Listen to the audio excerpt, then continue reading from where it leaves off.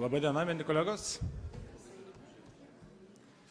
Sveiki gyvi, džiaugiuosi, kad tiek daug jūsų susirinko į Vilniaus universiteto Tarptautinių santykių ir politikos mokslo instituto organizuojamą diskusiją Lietuvos aukštojo mokslo ateitis – svarbiausios problemos ir partijų siūlomi sprendimai. Labai džiaugiuosi, kad šiandien į šią diskusiją atvyko, galima sakyti, partijų intelektualinis elitas aptarti, o kasgi keisis po artėjančių rinkimų. Taigi šiandien kartu su mumis diskutuos ponas Rimantas Vaitkus, Socialdemokratų partija,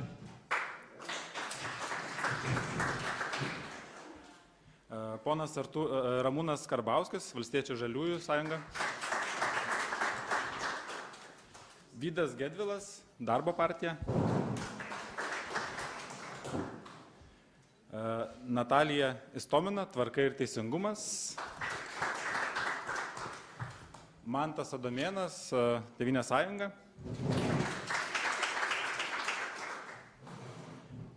Taip pat laukiame Gintaro Steponavičiaus, kuris įstrigo kamštyje, bet tikėkime atvyks.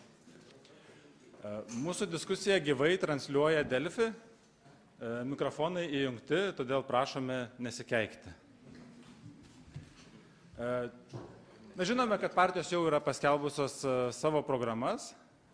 Kas norėjo, tas tikriausiai galėjo su jomis susipažinti. Todėl šiandienos diskusiją organizuosime taip. Pirmiausia, prašysime, sveiki, prašau. Pirmiausia, prašysime Ramūno Vilpišausko, instituto direktoriaus, tarti sveikinimo žodį. Tada kiekvienam partijos atstovui esam numatę po trumpą klausimą svarbiausiais aukštojo mokslo ateities klausimais, problemomis, pasidalinti savo įžvalgomis ir viziją. Kiekvienas partijos narys galės bent vieną kartą replikuoti kolegai. Na ir galiausiai turėsime Vilniaus universiteto rektoriaus komentarą, tai kokiegi buvo tie teisingi atsakymai ir kokio aukštojo mokslo reikėtų Lietuvai ir stipriausiam didžiausiam šalies universitetui. Taip pat komentarą pateiks Nerija Putinaitė, VU TSPMI docentė. Prieš teikdama žodį Ramūnui Vilpišauskui norėčiau pakviesti jūs tylos minutę, pagerbti vakar beje mirusi Leonidą Donskį.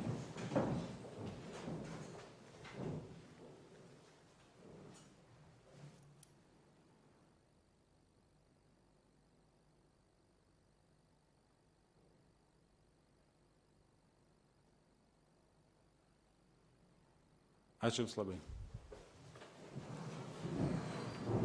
Taigi, Ramūnai, žodis Jums. Ačiū Žilvinai. Gerbiami Seimo nariai, gerbiami kandidatai į Seimą, rektoriau, kolegos, mėly studentai, džiaugiuosi, kad domitės aukštojo mokslo ateitim. Mūsų instituto strateginiam plane vienas iš pagrindinių prioritetų yra kurti visuomeniai svarbiem klausimam atvirą erdvę diskusijoms ir, žinoma, Seimo rinkimai, rinkiminių programinių nuostatų pristatymas yra nebejotinai iš tokių visuomeniai aktualių klausimų srities ir jau nuo pavasario mes, kaip turbūt pastebėjot, rengiam diskusijas, aptardami tiek atskirų partijų rinkiminės programas, tiek ir atskirus teminius siūlymus ir be abejo aukštojo mokslo reikalai mums yra artimi. Ir džiaugiuosi, kad šiandien turim ir solidų partijų atstovavimą ir kad jūs dalyvaujate ir tikiuosi, kad turėsite klausimų, komentarų apie tai, ką siūlo konkrečios partijos, kas jūs įtikina, kas kelia abejonių. Mes institute, žinoma, dar orientuojamės ir į tai, kokiose srityse mūsų tyrėjai turi ekspertizės pakankamai įdirbio, kad galėtų kompetentingai komentuoti ir teikti konstruktyvius siūlymus. Aukštojo mokslo reikalus mes dažnai vertinam kaip vieną iš viešosios politikos posistemių, kuris tiesiogiai susijęs su kitais, sakykime, viešaisiais finansais, nebejotinai biudžeto politika labai svarbi ir aukštajam mokslui. Yra ir daugiau susijusių sričių, regioninė, socialinė politika, sakykime, diskutuojant apie kai kurios universitetus, labai dažnai girdim argumentus dėl jų svarbos atskiriem regionam. Tada vėlgi kyla klausimas, kokių tikslų siekiama aukštojo mokslo politika, tas sąsajas labai svarbu matyti. Žinoma, aukštojo mokslo posistemėje veikia ir įvairūs veikėjai. Partijos, vyriausybė, Seimas yra tarptų svarbiausių politinių veikėjų, kurie priima privalomus sprendimus, kurie sudaro žaidimo sąlygas mums visiems dirbantiem aukštajam moksle. Universitetai, aukštosios mokyklos irgi yra tarp tokių veikėjų ir šia prasme mes tokioj dviprasmiškoj padėtyje esam. Vienu metu ir dalyviai posistemio ir tuo pačiu stengiamės per distanciją vertinti visą sistemą ir žiūrėti ne tik iš savo institucijos taško, kas mums yra naudinga, bet sugebėti konceptualizuoti, analizuoti ir teikti siūlymus, kurie naudingi būtų ir atlieptų visos šalies, visos valstybės, jos visuomenės interesams. Tai, manau, irgi yra mūsų indėlis, tas gebėjimas reflektuoti, atsitraukiant nuo tiesioginės institucinės priklausomybės ir institucinių interesų.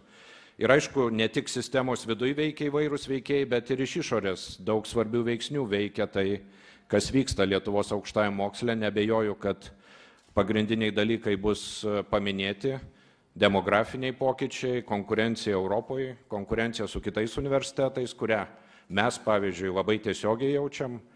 Mūsų nuomonė, mūsų konkurentai yra ne Lietuvos universitetai, bet užsienio universitetai pagal tai, kur vyksta mūsų potencialūs studentai, kai jie renkasi tarp studijų TSPMI ir studijų kitur. Mūsų analizė rodo, kad iš esmės kitur tai yra ne kiti Lietuvos universitetai, tai yra užsienis. Didžioji Britanija, Olandija, Danija ar kitos Europos šalis. Tai tą mes irgi nebejotinai turim matyti, jeigu norim, kad mūsų siūlomi sprendimai iš tiesų būtų tinkami keliamiem gražiem tikslam pasiekti ir kad būtų praktiškai įmanoma juos įgyvendinti, nes geri norai irgi mažai ko verti, jeigu jie neįgyvendinami, jeigu jie nepagristi nei ištekliais, nei įmanomom įgyvendinti priemonėm. Tai mano palinkėjimas šiai diskusijai, kad mes kalbėtume ne tik apie tuos gražius tikslus, kurie nebejotinai yra svarbus, bet ir apie konkrečias priemonės.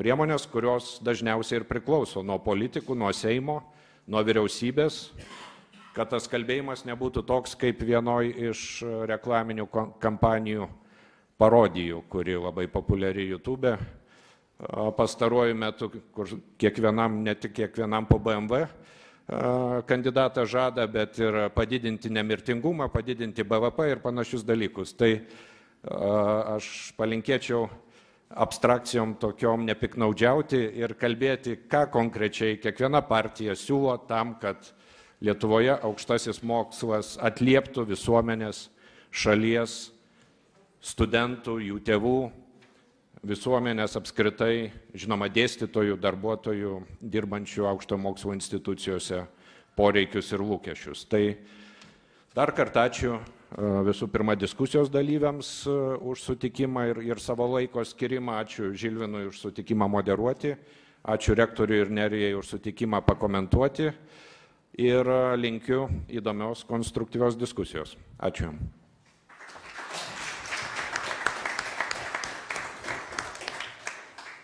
Ačiū Ramūnui.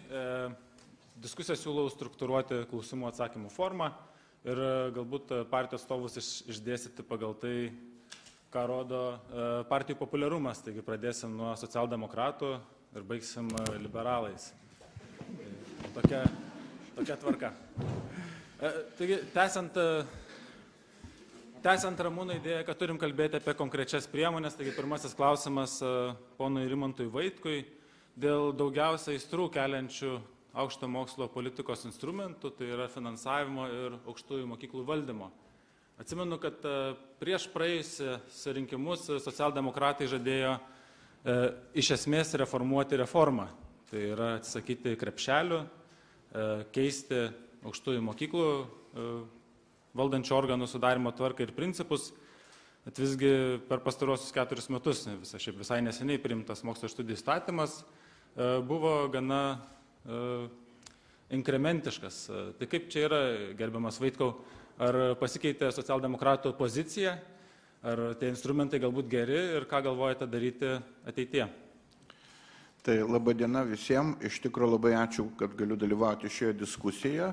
Ir jūs jau teisingai pažymėjote, Liepos mėnesį buvo priimtas mokslo ir studijų įstatymas. Tai yra darbas, kurį mes nuveikėme pirmiausia, kurdami koncepciją, o paskui įtvirtindami ją teisės aktu. Iš tikrųjų, rezultatų mes negalime net ir pamatyti, todėl kad ten viskas yra užprogramuota per tam tikrą laikotarpį. Kitaip tariant, įstatymas neįsigaliojo, nepradėjo veikti tą apimtimi, kurie turėtų būti pradėjęs veikti, jeigu būtum pavykę įstatymą priimti anksčiau. Dabar norėčiau pabrėžti keletą tokių politinių dalykų, kuriuos galbūt aukštojo mokslo apskritai politikoje reikėtų nagrinėti. Tai pirmiausia, kokybė, prieinamumas ir veiklos efektyvumas. Tai jūs palėtėte tik tai 2 aspektus, tai yra veiklos efektyvumo per finansą prizmę ir krepšelių metodika čia yra tokia susijusi kartu su kokybė, kadangi gerbiamas Ramūnas labai teisingai paminėjo, mes konkurentus turime ne Lietuvoje, o turime už Lietuvos ribų ir ta liberali reforma, kurią mes darėme nuo 2009 metų, tikėdamisi, kad konkurencija atves į naują kokybę, dėja parodė visiškai kitą rezultatą. Atsirado daug klonų studijų programų, atsirado dubliavimo, iš tikrųjų kokybės degradavimo, jeigu taip atvirai kalbant. Tai štai naujajam mokslo ir studijų įstatyme yra išprogramuoti tam tikri instrumentai, tai pirmiausia valstybės vaidmens didinimas per sutartis su aukštosiomis mokyklomis, per įsikišimą į tą, ką atrodo labai šventa yra aukštojo mokslo autonomija, bet būtent sutartis tai yra civilizuoti santykiai tarp valstybės ir aukštosios mokyklos, kurie leidžia šiek tiek pakreipti aukštąjį mokslą būtent tomis kryptimis, kur valstybė siekia. Kitas dalykas, iš praktinių dalykų mes turime valstybės užsakymų principą priimant į aukštasias mokyklas. Vėlgi jo nebuvimas, palikimas viską laisvai rinkai parodė, kad ta sistema nelabai gerai veikia. Kai kuriuose segmentuose taip jinai veikia, kai kuriuose nelabai. Čia atsiranda labai puikus instrumentas, turiu galvoj, kvalifikacijų žemėlapis, buvo bandomasis toks eksperimentas padarytas, kada 3 metų iš esmės absolventų įsidarbinamumas, jų darbo užmokestis ir kitos sąlygos buvo išanalizuotos ir dabar mes tą įtvirtiname jau per kitus veiksmus, tai yra praktiniai labai sudėtingi veiksmai, kada pavyksta apjungti daugelį duombazių ir turėti instrumentą, nuspėjant, kokių, sakykime, studentų mums reikėtų žvelgiant į ateitį. Aišku, visiems labai skaudus klausimas yra tinklo optimizavimas, nes aukštųjų mokyklų tinklas visi sutinkame ir pozicija ir opozicija turbūt, kad yra per didelis. Vėlgi daug kas atsiremia į autonomijos dalykus, kada pradedame kalbėti apie tai, kad reiktų kažkurios universitetus sujungti ir numatyti kitokias misijas. Praktiniai veiksmai yra daromi ir pirmadienį bus pristatytas konsolidavimo plano projektas, dar kol kas mes neviešinam visuomeniai, bet realiai tai yra dokumentas, kuris leis numatyti, kokiu keliu reikėtų eiti, toliau konsoliduojant šitą sistemą. Dabar, kai palėtėm finansavimo klausimą, tai savaime suprantama, jeigu taip žiūrėtume apskritai, mes daug ką nukopijavom iš vakarų Europos, tai studentų priėmimas pas mus airiškas, finansavimo schema iš Didžiosios Britanijos nukopijuota, valstybiniai egzaminai paimti iš Škotijos. Iš esmės mes perkeliam tą pačią geriausią vakarų Europos patirtį, kurią tuo metu, sakykime, galima buvo paimti. Tai jeigu žiūrėtume metodiką finansavimo, be abejonės finansavimas per studentą, arba kitaip sakant, per vienetą, jis neturėtų keistis. Bet tai, kad studijų kainos struktūrų reiktų peržiūrėti ir kad ta mokslo dalis, kuri įeina į studijų kainą, ta prasme, kad dėstytojų darbo užmokestis yra apmokamas per studijų kainą, tą dalį atskyrus ir pavertus konkurencingų produktų, tai yra matuojant produkcijos vienetais mokslo apimtis, iš karto atsirastų kitoks vertinimas. Dabar mes matome, kad bazinio finansavimo sistema, kuri veikia aukštosiose mokyklose, dėja ne visuomet pasiteisina. Ir toj pačioj netgi aukštojo mokykloje, imkim Vilniaus universiteto, kaip flagmaną mūsų aukštojo mokslo, yra fakultetų arba padalinių, kurie labai stiprus yra pasaulinio lygio, na, yra tokie, kurie yra pakankamai silpni. Ir dėl to, sakykime, net nėra gero instrumento, kaip paskatinti, tarkim, tuos padalinius pasitemti. Tai čia reikėtų ryžtingos reformos. Baigiu, nes galėčiau daug kalbėti, bet... Ačiū labai. Ar yra vienas partijos atstovas norintis reaguoti, replikuoti? Prašau, Mantas Adomėnas, Tėvynės sąjunga. Ar aš teisingai supratau tą nuostatą, kad nors čia turbūt labiau mano kolegoms iš dešinės, jums iš kairės pritiktų, kad matuoti mokslininkų primilžį ir pagal tai jiems skirti atlyginimą?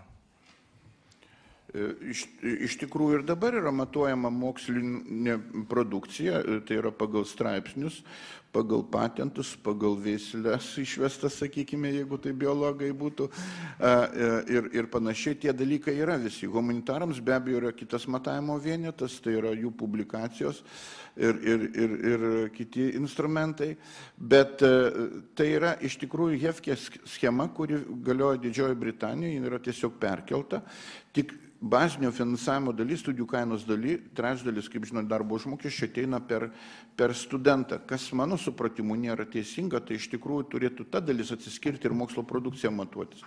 Nes vienetas žmogus dirba ir kaip mokslininkas, ir kaip dėstytojas. Ačiū labai. Tik po vieną komentarą.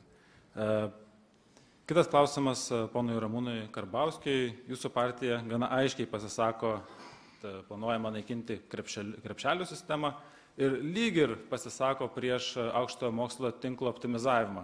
Tad galvojant apie demografinės tendencijas, studentų skaičius ir toliau mažės, tai tikėtina, kad atsiras aukštųjų mokyklų, kurios yra finansuojamos iš valstybės biudžeto, tačiau neturi studentų arba turi jų gerokai mažiau nei dėstytojų. Kaip galvojate spręsti šitą problemą? Pirmiausiai, mes gerbėm universiteto autonomiją.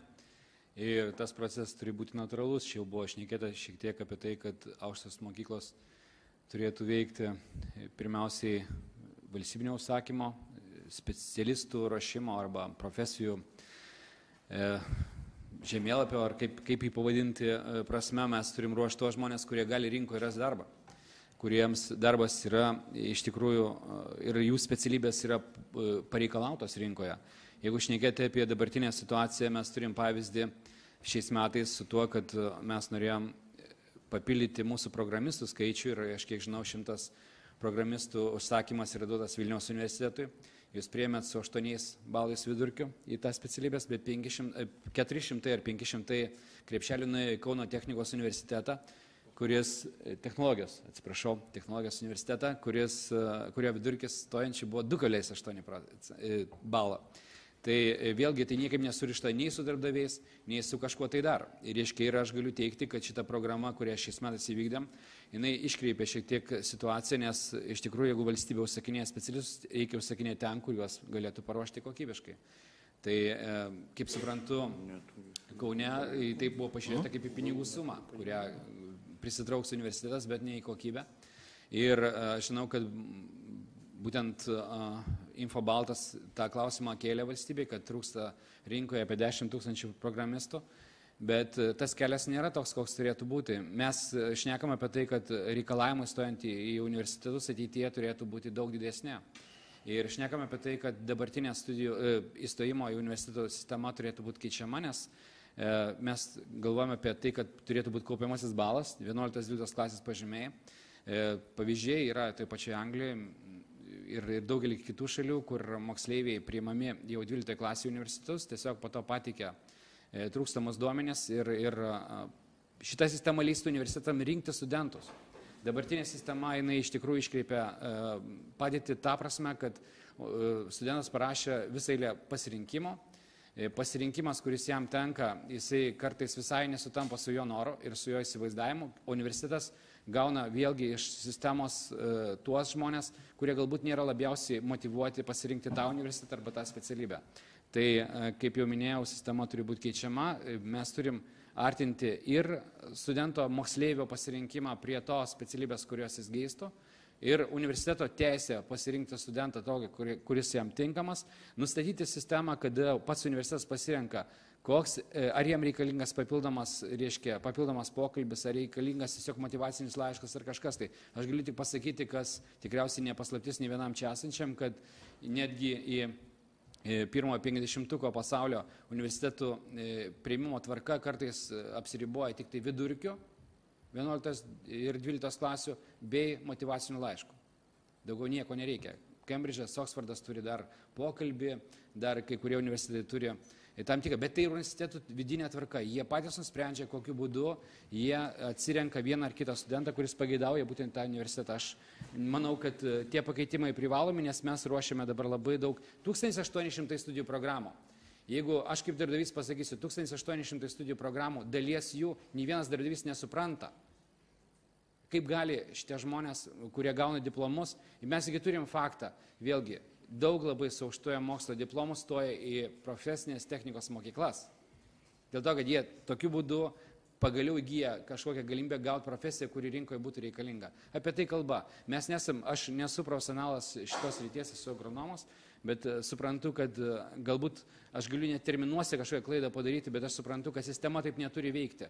Bet kokiu atveju tas žmogus, kuris nori įgyti specialybę, ir tas žmogus, kuris ieško specialisto, ir universitetas, kuris tą paslaugą suteikia, jie turi dirbti kaip viena sistema. Jeigu mes turim dabartinę situaciją, kada universitetai steigia naujas studijų programas, žiūrėdami tai, kas būtų populiaru, kaip ją populiariau pavadinti, po to, reiškia, visiškai neatšilgant į darbo rinką, ta situacija turi pasibaigti, nes mes leidžiam valstybės pinigus.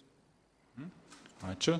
Rimantas Vaitkus buvo pirmas norintis sureaguoti. Aš tiesiog noriu priminti, kad mes tą studijų programų skaičių visą laiką akcentuojame. Iš tikrųjų taip, ir jų yra per daug ir per smulkios. Ir yra parengtas prieš 2 metus projektas dėl jų sustambinimo. Tai diplomuose liktų 17 galimų įrašų variacijų. Studijų programų skaičius sumažėtų iki poros šimtų. Tas klasifikatorius gali įsigalioti tik tai po aukštojo mokslo ir studijų įstatymų priėmimo. Tai tas bus padaryta dar šiemet. Dėkui.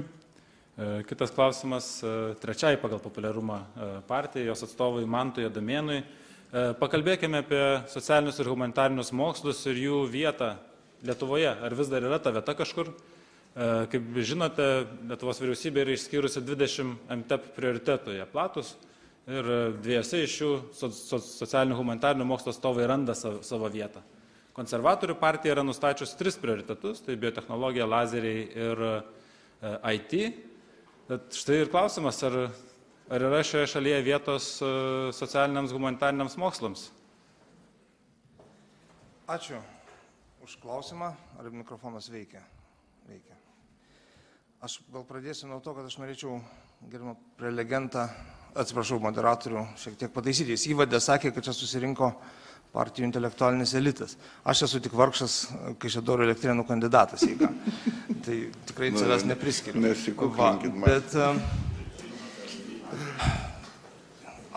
man labai, kaip sakyt, gaila, kad aš negalėjau kalbėti jau po darbo partijos. Aišku, džiaugiuosi, kad mes, taip sakant, lenkiame reitingais, bet nes galbūt išgirdę, pavyzdžiui, pažadų vietoj kiekvienos senos auditorijos po naują auditoriją priduodi, gauni mainais, arba vietoj seno profesoriaus naują profesorių priduodi. Tai va, bet atsiprašau, grįžtu prie klausimo.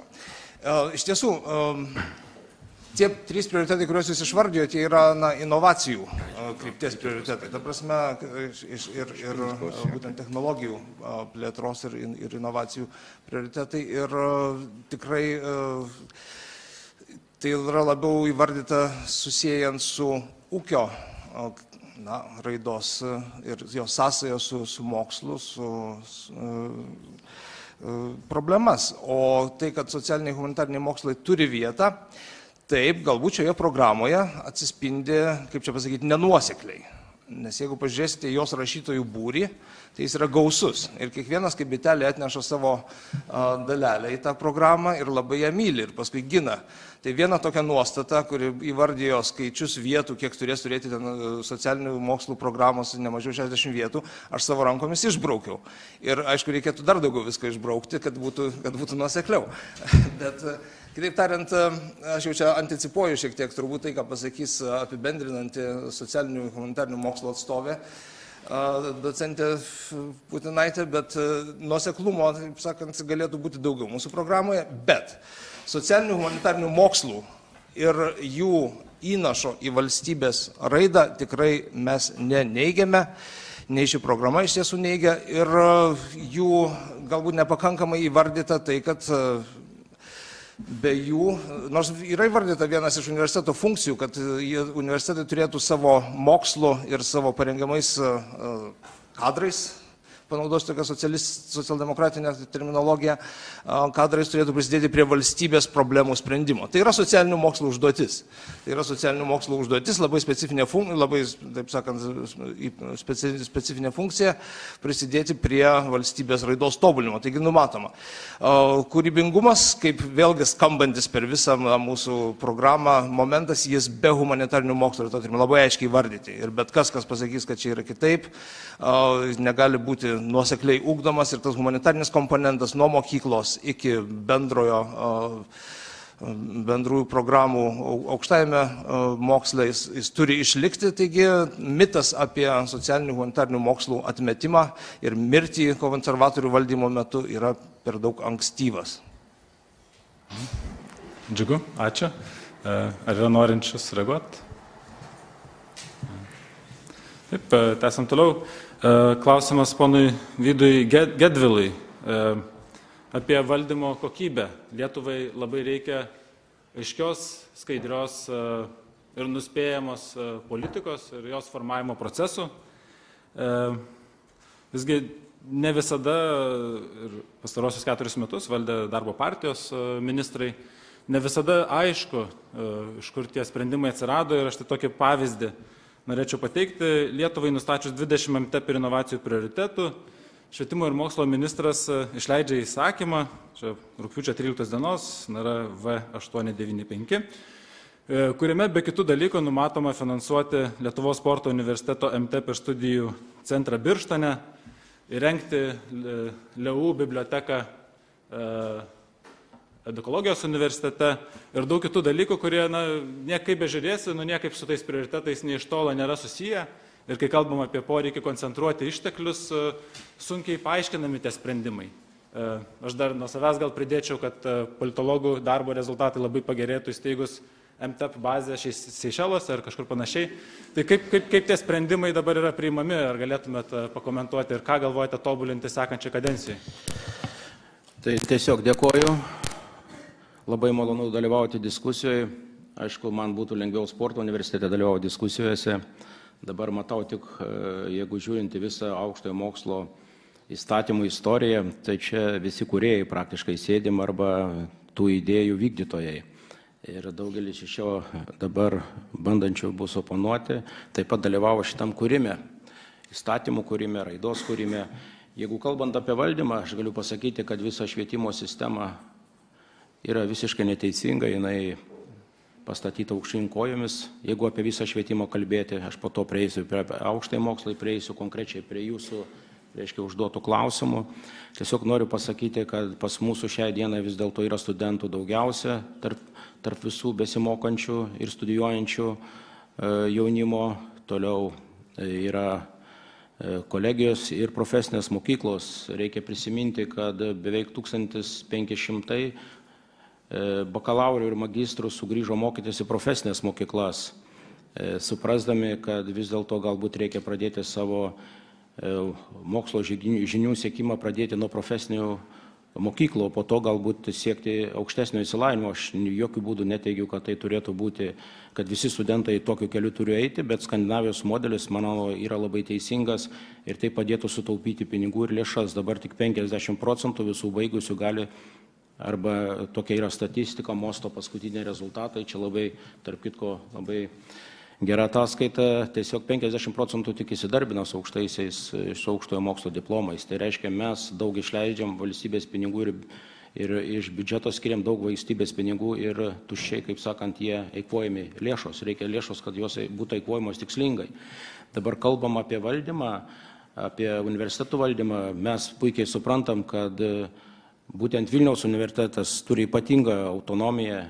Jo statutas yra priimtas įstatymu, tai vienintelis universitetas, visi kitai statutai yra nutarimais priimti Seime. Dėl to jūs visiškai autonomiški esate ir mes nesiruošiam kištis į jūsų tolimesnę, kaip sakyti, vystymąsi arba į tolimesnį jūsų universiteto progresą. O kalbant apie kitus universitetus, jie irgi pakankamai savarankiški ir turi savo statutus, savo autonomiją turi ir veikia taip, kaip jie sugeba veikti. Dabar jeigu kalbam optimizuoti bendrai universitetų skaičių, tai aišku, aš ir mūsų partija yra už tai, kad yra per daug universitetų, reikėtų universitetų skaičių mažinti ir tai turėtų būti Vilniaus Kauno sąskaita, ten turėtų būti likti didieji universitetai, 2-3, aš dabar negaliu pasakyti, šiandien nesu ant tiek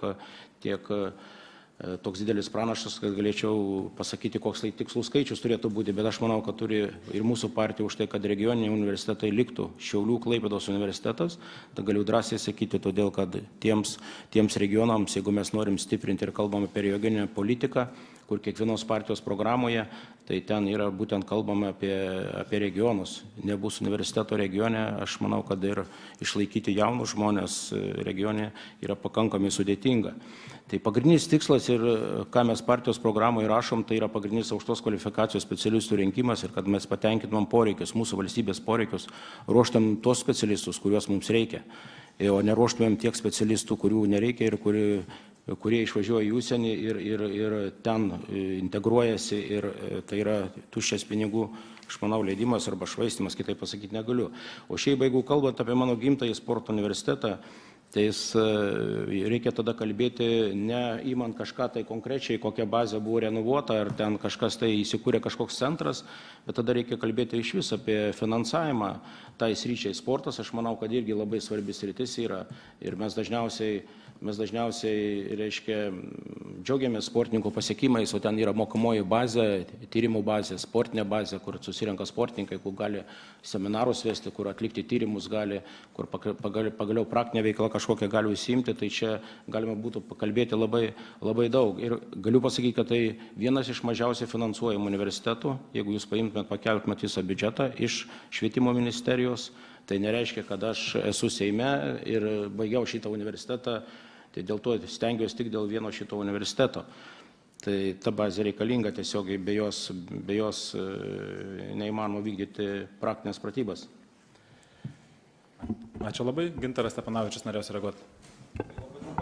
Iš ties, man norėtųsi, kad mes kalbėtumėm faktais. Vidas Gedvilas paminėjo tokią aplinkybę, kad labai daug žmonių įgyja aukštą įsilavinimą, neranda savo vietos, išvyksta ir panašiai. Mes esame tarp ES lyderių. Virš 90% aukšto mokslo absolventų įsidarbina ir esam 3. ar 4. vietoje pagal šį rodiklį. Ne pagal specialybę aš turėjau. Atleiskite, bet aš manau, vertybė yra išsilavinimas universalus ir kalbant ne apie tik siaurą specialybę, aukštasis ir geras įsilavinimas yra žmogaus vartai į karjerą plačiaja prasme ir nenuvertinkim šito faktoriaus.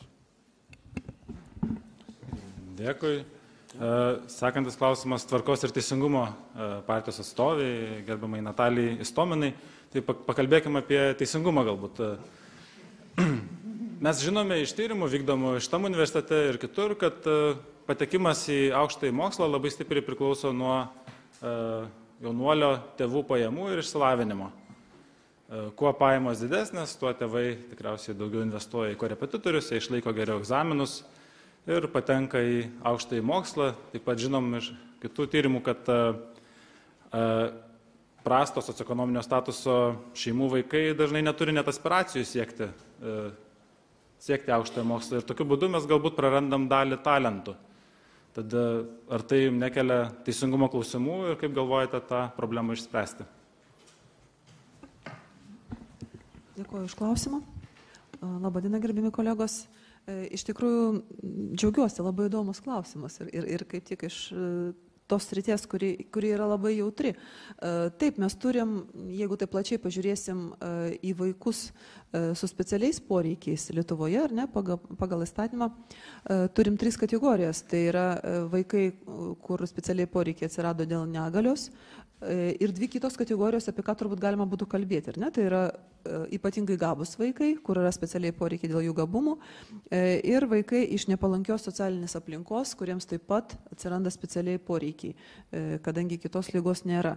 Ir jeigu pažiūrėsim į tos vaikus iš nepalankios aplinkos, tai labai iš tikrųjų mažai kas turi galimybės, tiek intelektinės galbūt ir finansinės be abejo, siekti aukštojo mokslo ir gauti tą, sakykime, išsilavinimą, apie kurį mes ir kalbam, kad vis dėlto aukštasis išsilavinimas, tai mano irgi gilus įsitikinimas, tai tikrai nėra blogis žmogui ir jeigu jį turi, tai kaip tik yra tik tai gėris. Kalbant apie vaikus iš sunkesnių šeimų, lygios galimybės pas mus garantuotos visiems ir bendro ugdymo sistema garantuoja šitų gabumų atsiskleidimą. Kita problema, kad universitetuose kai kurios programos yra mokamos ir ne visai gali būti pasiekiamos šitiems vaikams, tačiau valstybinis studijų fondas suteikė paskolas ir galimybės. Taip pat vaikai, kurie, tai yra abiturientai, kurie gali studijuoti aukštojo mokykloje, gali taip pat kreiptis į rektorius ir gauti mokesčio sumažinimą. Tai ta sistema, apie kurią mes kalbam, kad prieinamumas būtų tinkamas, jinai jau ir dabar egzistuoja. Kitas dalykas, kad universitetai vis dėlto turėtų atsižvelgti į ugdymo, tai yra aukštojo mokslo studijų kokybę ir nepriimti, sakykime, visų norinčių. Nes tai, kad ir dabar, ką ir sureguliavo naujasis mokslo ir studijų įstatymas, kad kokybės reikalavimai turėtų būti visiems vienodi, kas studijuoja. Ir tai yra labai akivaizdu. Mūsų partijos Tvarka ir teisingumas siekis ir yra, kad mes už aukštą kokybę, aukštajam moksle, tiek studijų, tiek mokslo. Ir niekam nepaslaptis, kad Lietuva pagal mokslinių tyrimų sritį tiek, na, sakykime, humanitarinių socialinių mokslo srityje, kuri yra silpniausia grandis, tiek kitų mokslo, tai yra biomedicinos, fizikos, matematikos, nėra pakankamai aukštoj pozicijoje. Tai teisingumas šioje, sakykime, situacijoje turėtų priklausyti nuo keleto veiksnių, tai nuo mūsų pačių apsisprendimo. Universitetai turėtų išlikti autonomiški, bet didesnis dėmesys turėtų būti skiriamas būtent mokslui. Ir tiesiog norėčiau taip pat pabrėžti, kad man labai patiko gerbiamo direktoriaus kalboje tas pasakymas, kad konkurencija. Konkurencija taip, jinai žlugdo kai kurios universitetus Lietuvoje, tačiau konkurencija taip pat skatina universitetus siekti geresnių aukštumų, tiek studijų kokybės pačios, tiek mokslo, bet Lietuva ir matom Lietuvos ateitį tokią, kad mes tiesiog privalom išėti tą tarptautinę erdvę ir diskutuoti ne apie 50-ukus, ne apie reitingus, kokie galėtų būti, bet realiai siekti bendradarbiaujant ir konkuruojant su tarptautinės universitetais, kurie yra Europoje. Ir mes tikrai esam pajėgus, bet reikėtų tiesiog daryti konkrečius žingsnius ir siekti tai, ko universitetai savo nusistato savo tikslu. Ačiū, aš žinoma primenu tą mokslo bazę, kur padėtų mums pasiekti. Tikslu, ar norėtų kas nors reaguoti? Prašau, Mantas Adamėnas. Prašau. Aš sakyčiau, kad mes galėtumėm šnekėti apie Estijos sprendimą, jeigu iš tikrųjų mes turėtumėm daug didesnį vaidmenį valstybės, iš tikrųjų diktuojant, kuriuose specialybėse mes galim, mums reikalingi darbuotojai, profesijų žemėlapis ir Ir tai reiškia, kad mes galėtum šnekėti apie nemokamą aukštąjį mokslą visiems. Bet reikalavimai stojant į aukštas mokyklas, aišku, pasikeistų. Ir be abejonių yra nonsensas, kada pas mus kolegijos diplomas yra sulygintas su universiteto bakalauro diplomu. Taip neturėtų būti. Aišku, dėkui. Paskutinis iš tų įžanginių klausimų serijos klausimas Gintarui Stepanavičiui. Kaip tikriausiai žinote, tik vienas Lietuvos politikas niekada nedaro klaidų. Ir klausimas, kokios klaidos buvo padarytos Stepanavičiaus reformui, ar jas matote ir ką darysite, ar planuojate daryti kitaip? Ačiū labai. Žilvinai, aš trumpai grįžtu į pradžią, nuo ko jūs pradėjote. Norėčiau jūs užtikrinti, kad esu pakankamai tvirtai nusiteikęs ir manau, kad po spalio įvykių čia seka sudėliota bus ganėtinai kitokia. Ir viskas dar prieš akį.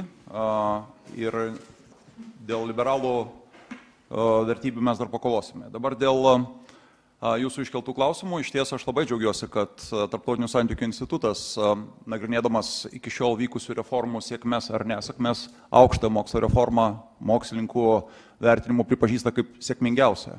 Ir aš tikrai to didžiuojuosi.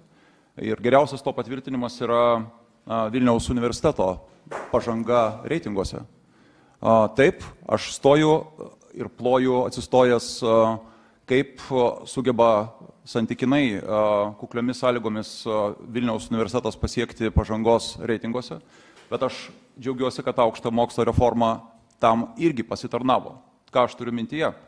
Jei ne aukšto mokslo reforma krizės sąlygomis, Vilniaus universitetas būtų panašioje finansinėje būklėje kaip silpnesni universitetai, nes būtų galiojusi kvotų sistema ir studentų pasiskirstimo tolygumas būtų buvęs visai kitas. Jei ne aukšto mokslo reforma, konkursinių pagrindų tiek mokslo projektų Vilniaus universitetas nebūtų laimėjęs, nes didžioji dalis mokslų skirimų pinigų nueina stiprių mokslininkų grupėms. Jei ne aukšto mokslo reforma, nebūtų 5 mokslo institutai integruoti į VU, kas irgi prisidėjo prie mokslinio potencialo stiprinimo. Ir aš jau nekalbu apie milžiniškas investicijas, tikslingas, gerokai su kitokiu fokusu nei dabar apie MTEP per sumanę specializaciją numatytą Birštone sporto bazėms ar valgyklų transformavimui į bibliotekas. Išties investicijos į slėnius yra tai, kas veda išties prie tikslingo finansavimo, tie, kas dirba, tie, kas turi potencialą. Tai yra pozityvioji pusė. Lygiai taip pat aš galiu pasakyti, kad yra trūkumų ir galbūt vienas iš sprendimų, kad aukštųjų mokyklų konsolidacija galėjo vykti sparčiau. Mūsų kadencijos laikotarpiu tik tai 2 universitetai susijungė Kaune, į LSMU veterinarai ir medikai, ir 3 valstybinės kolegijos buvo apjungtos, bet primenu, kad buvo milžiniškas mokslo institutų jungimo procesas, iš 47 institutų dabar yra likę 12. Tai noriu pasakyti, kad tempo prasme aš galvoju, kad galėjo būti pasiekta daugiau, pritrūko galbūt šiek tiek laiko, bet dabar yra kaip tik tas momentas, kada 4 metus reformos pasiekoje išryškėjusius reformos laimėtojus ir pralaimėtojus reikėjo daryti tikslinius veiksmus. Čia yra dalis valdančiųjų partijų, kurios mane, kad 4 metus, kalbant apie autonomiją ir kitus dalykus, sakyt, viskas tvarkoj, bet, gerbiami kolegos, 100 milijonų eurų šiandien dėl pustuščių pastatų, ištisų fakultetų ar net universitetų finansavimo, kur, kaip pats jūs minėjote, beveik nebeliko studentų, atsakomybę prisimkite, kolegos. Jūs tą 100 milijonų jau per šią kadenciją privalėjote nukreipti į dėstytojų atlyginimų didinimą per studijų krepšelių indeksavimą. Ir mano paskutinis dalykas, kur galbūt mes to dar galėjom padaryti geriau, tai yra derinimas studijų krepšelio sistemos su tiksliniu finansavimu. Ramūnas Karbauskis yra teisingai atkreipiantis dėmesį, kad tam tikras amortizacinis mechanizmas per valstybės užsakymo dalykus, jisai turėjo veikti, jis tik iš dalies buvo padarytas, bet pasižiūrėkite ir apie tam tikras tikslinio finansavimo grimasas, kai tikslinį finansavimą stato į priekį, o ne studentų pasirinkimą šita vyriausybė. LEU tikslinių vietų matematikos, chemijos ir fizikos mokytojų skirimas, net per šitą tikslinį finansavimą 0 studentų norinčių eiti į nekokybiškas studijas. Štai jums yra valstybė politika, kuri skiria pinigus tiems, kurie nėra orientuoti į kokybę. Tai štai šią prasme aš manau, kad paskelbkite konkursą tikslėms vietoms. Ir tas pats VU, mano gimtasis alma mater, būtų paruošęs fizikus ar chemikus pedagoginiams kvalifikacijoms sustiprinti ir eiti dirbti jauniems mokytojams į mokyklas. Jie ir dabar jau tai daro. O šita vyriausybė kiša pinigus į tas programas, kur net ir varu nesuvaromi yra studentai. Jeigu per ilgai, labai atsiprašau. Ačiū labai. 3, netgi 4 norėjo komentuoti. Bendra taisyklė buvo 1, bet tiek to, kadangi toks degantis klausimas ir jūs sutaupėte nemažai laiko savo konkrečiais ir aiškiais atsakymais, tai gal tada pradėkime nuo pono Vaitkaus ir tęsime tą tvarką. Aš tiesiog noriu Gintarui priminti, kad šioje salėje sėdi 2 buvę Vilniaus universiteto prorektoriai ir jie prisimena, kaip mes buvom murkdomi už tai, kad rezistavom antikonstituciniai reformai. 36 įstatymų nuostatos buvo pripažintus antikonstitucinim. Čia tik tai priminimas. Tai ponas Gedvilas.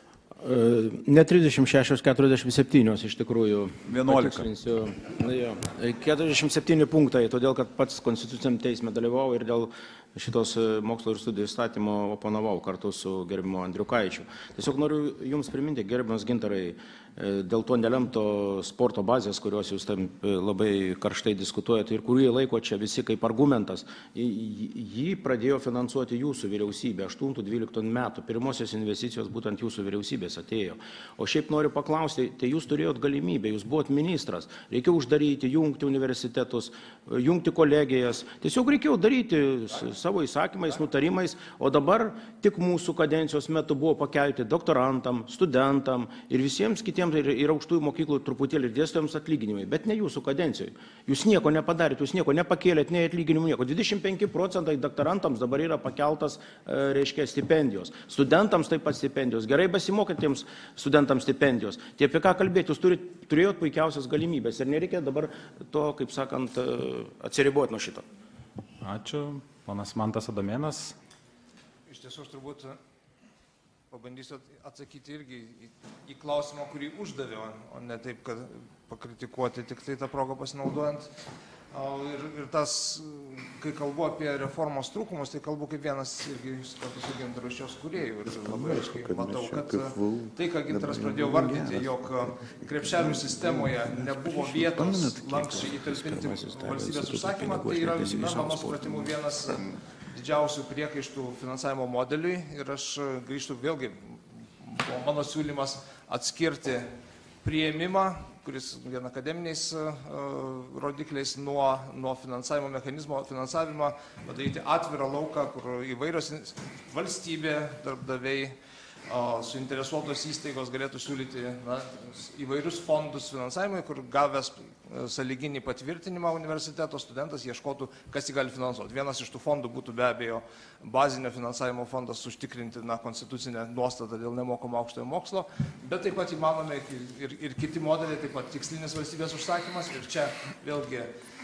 tikslinio valstybės užsakymo finansų šaltinį perkelti iš Švietimo ir mokslo ministerijos į tas institucijas, kurioms to reikia, ta prasme, kad gydytojus užsakinėtų Sveikatos apsaugos ministerija, tai užtikrintų, kad nebūtų, taip sakant, begalinis išpūtimas to valstybės užsakymo ir valstybės poreikio kartojimas, nes tuomet tokiu atveju, jeigu Sveikatos apsaugos ministerija apsižiūri, kad jie nebereikia gydytojų, labai lengvai gali sutaupyti savo biudžetą, nuimdama tikslinį užsakymą. Tuomet, taip sakant, užsakymas būtų tol, kol jo reikia. Ir vėlgi padaryti tą lauką atvirą, kur galėtų greta studentas gavęs sąlyginį patvirtinimą, žiūrėti štai sveikatos srityje studijuoti tikslinės stipendijos, edukologiją Švietimo mokslo ministerija ir darbdaviai siūlo biochemiją studijuoti ir taip toliau. Tuomet rinkti tą finansavimą, kas dabar iš tiesų, kaip pasakyti, ir vyksta daugelie šalių ir tuomet tai būtų žymiai atviresnis, lengviau įtraukiantis į finansavimą iš šalies mechanizmas ir kartu žymiai lankščiau suderinantis laisvą pasirinkimą su valstybės užsakymu. Ačiū. Ir ponia Natalija. Aš panašiai dėl finansavimo norėjau pasakyti, kad iš tikrųjų tas krepšelinės sistemos įvedimas, jis buvo žalingas kai kuriems universitetams ir kai kurioms programoms. Nu, kaip pavyzdį, sakykime, puikiai žinom, kad taip vadinami tie regioniniai universitetai šiek tiek nukentėjo ir gauna mažiau krepšelių, kadangi studentai renkasi ne tik tai universitetą, bet renkasi ir miestą, į kurį studijuoti, ir šiuo atveju Vilnius tikrai laimi. Tai, o kalbant ir programų viduje, vėl kaip pavyzdį, sakykime, iš biomedicinos, tai visas finansavimas keliauja į Lietuvos sveikatos mokslo universitetą ir Vilniaus universitetą, į gydomąją mediciną, tuo tarpu reabilitacija, slaugos, visuomenės sveikatos mokslai praktiškai krepšelių per visą tą laikotarpį gavo tiesiog vienetus. Tikrai nebuvo finansuojama tokio pat masto kaip ir kiti. Tai finansavimas vienareikšmiškai turėtų keistis studijų ir būtina atsižvelgti į valstybės poreikį. Tai tiesiog kiekvienas sritis turėtų aiškiai numatyti, kokių specialistų mums reikės ne šiandien, ne rytoj, o po 5, po 10, po 20 metų, kokia yra prognozė, ką mes norim matyti. Nes jeigu studentui leisti pasirinkti, mes jau turėjom tą situaciją, kai madingos yra socialinių mokslų studijos, yra didžiausi konkursai į vadybą, į ekonomiką, į teisę ir po to tie žmonės tikrai sunkiai randa darbą, kai tuo tarpu į inžinerinės specialybės konkurso nėra, tačiau darbdaviai ieško tiesiog inžinierius ir ką mes turim, pavyzdžiui, SDG terminalas, tai nei vienas lietuvis nedirba toj srityje ir neturi tokios specialybės. Tai kai kurių specialybių reikia tikrai labai aiškiai apsiriboti. Tai galimybės yra tikslinio finansavimo ir taip pat ieškoti galimybių kiekvienam universitetui trišalės sutarties sudarimo. Tai yra studentas, verslas, kuris užsako ir universitetas, tam, kad ir studentas būtų garantuotai gautų ir stipendiją, ir darbą po baigimo. Dėkui labai už atsakymus, komentarus ir replikas. Dabar norėčiau pakviesti Vilniaus universiteto rektorių, profesorių Artūrą Žukauską. Man klausimas, žinoma, rektoriui yra tai, kada Talinas vysis Vilniaus universitetą. Atsiprašau, Tartu. Taip.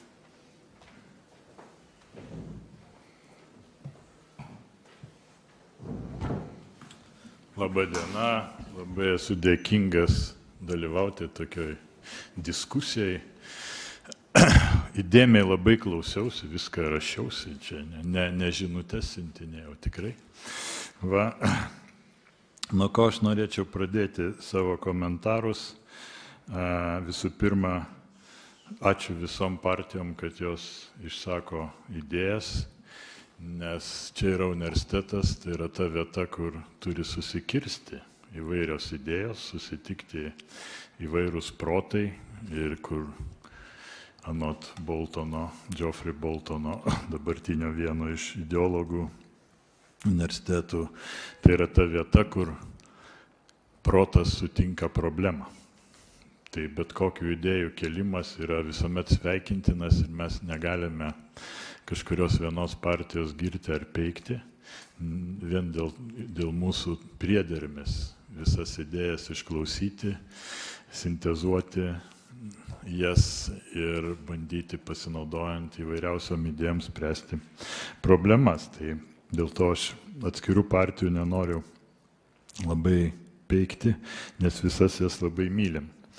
Dabar kitas momentas, kurio aš pasigėdau visų partijų pristatymuose, tai yra kaip žadama valdyseną pakeisti.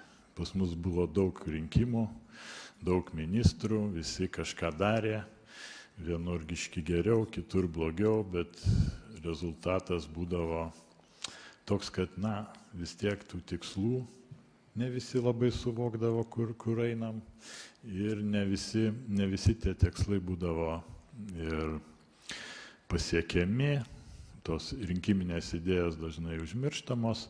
Tai mano būtų toks tiesiog palinkėjimas įsivesti strateginę valdyseną, jeigu jūs laimėsit rinkimus. Tai nėra koks parašymas gaidaraščio, ką jūs norit padaryti, nėra kažkokių strateginių komitetų, į kuriuos atbėga žmonės po visų darbų valandą atsėdi ir užmiršta, reiškia, veikla, bet tai turi būti pagrįsta moderniais vadybos metodais, kuriuos mes bandom labai sunkiai, patys nemokam, daug klaidų darom, taisom, bet universitete dėkti ir to rezultatas yra būtent tas 500 tie mūsų, apie kuriuos mes tabulavom labai ilgai ir kuriuos pasiekėm vien vadybiniais metodais, reiškia sutelkę būtent pastangas ten, kur galima buvo labai nedideliam pastangom pasiekti didelį rezultatą. Tai va čia yra strateginės valdysenos esmė, kaip sutelkti labai ribotus resursus į tas vietas, kurios duoda didelę vertę pridėtinę. Dabar taip pat niekur neišgirdau, iš kur bus paimti pinigai visom tom idėjom realizuoti. Tai mano galva pagrindinis resursas, tą ką mes ir universitete matom, tai yra švaistymo mažinimas, tai yra mokėti tiem žmonėm, kurie gerai dirba, geresnės algas, sąskaita tų, kurie prašiau dirba ir su kuriais galima atsisveikinti. Tas pats liečia ir organizacijas. Na ir trečias dalykas, kurio irgi aš pasigėdau, tai manipuliavimas įvairiais skaičiais ir va šitas neteisingi tie skaičiai dažnai jie sukuria pasimetimą, kad mes nežinom, ką daryti, nes operuojam net tais skaičiais. Pavyzdžiui, nuskambėjo, kad 90% universiteto absolventų įsidarbina, iš tikrųjų Lietuvoje vos 50 su kažkiek, Vilniaus universitetas per 70%, atskirose kryptyse per 80%, bet tai yra labai geri rezultatai, Europoje skaitoma 70%, jeigu įsidarbina pagal kvalifikacijos lygį, jokių būdų ne pagal specialybę, labai geras yra rezultatas. Na ir dabar, ko reikia mūsų universitetui, kad mes vytumėmės estus. Na tai galiu pasakyti, jau šį beitą turim, kai Tartu rektorius pamatė mūsų mokslo centrus, tai jis grįžo tokios labai dvejopos nuotaikos, reiškia, pas mane čia į senamiestį. Jisai, taip sakant, vis dar džiaugiasi, kad jie prieš mus pirmauja, bet kai pamatė tą visą ūkį, tai jis man tiesiai pasakė, matyt, mes jau neilgai čia džiaugsimės. Nes ten buvo tikrai investicija ir ačiū tiem visiems, kurie priėmė tos sprendimus ir neseniai mes ir Gediminą ir Andrių nusivedėm kaip du tuos, reiškia, pagrindinius iniciatorius ir jie papasakojo visas istorijas, kaip tie atsirado pinigai ir visa kita. Va ten tai buvo iš tikro sprendimai, kurie davė labai daug ir kaip vienas dabar Nobelio laureatas čia neseniai vykusiam tam gyvybės mokslo forume pasakė, valdžia irgi kai kada padaro kai ką protingo. Tai sakant, va šiuo atveju tai mes labai džiaugiamės. Dabar ko reikėtų toliau Vilniaus universitetui? Tai aš atsakysiu taip, jeigu mes norim aplenkti estus. Visų pirma, patobulinti, aš jokių būdų nesakau, kad panaikinti šitą krepšelių sistemą ir grįžti prie to, kas buvo, nes aš jau girdžiu tokius signalus, kad bus kontraktai pagal galvų skaičių, pagal kažkokius tenais etatus sąlyginius bus kontraktuojami universitetai. Tai jeigu tai įvyks, tai bus tragedija, tai yra grįžimas atgal į tą pačią upę brist, iš kurios vargais negalais išbrydom. Tačiau kontraktai turi būti tikri europietiški kontraktai. Ir mokytis čia nereikia toli važiuoti į tą patį Tartu. Reikia nuvažiuoti, kur beje ir švietimo ministerija sėdi. Ir išsiaiškinti, kaip jie kontraktuoja. Ką universitetas pasižada daryti, kokius prisiema įsipareigojimus, priimti tokius studentus, kad jie įsidarbintų ne mažiau kaip tiek tai procentų, kad tiek tai citavimų, reiškia, būtų pasaulinė literatūroje mokslas generuotų, ne straipsnių ten skaičius, reiškia, primilžys, o realus poveikis, kuris civilizuotam pasaulyje matuojamas citavimu ir kitais metodais. Ir va tokį estišką kontraktą, daug negalvojant, tikrai Vilniaus universitetas priimtų. Antra, čia nuskambėjo dėl tų valstybės nefinansuojamų vietų, kad jos mažina prieinamumą ir kad estai atsisakė jų, tai noriu priminti tik vieną dalyką, kaip jie atsisakė. Universitetam buvo sumokėta kompensacija. Už tai vyko dėrybos tarp valstybės ir universitetų, jie atsisakė mokamų vietų, valstybė sumokėjo nuostolius universitetam, tam tikrą laikotarpį, kurie patirs netekę šitų vietų. Na ir paskutinis, ko labai reikia mūsų universitetui ir į ką atkreipė beje dėmesį SBO dabar ekspertai viešintis, kad Lietuvoje nefinansuojama, finansiškai neremiama kokybė.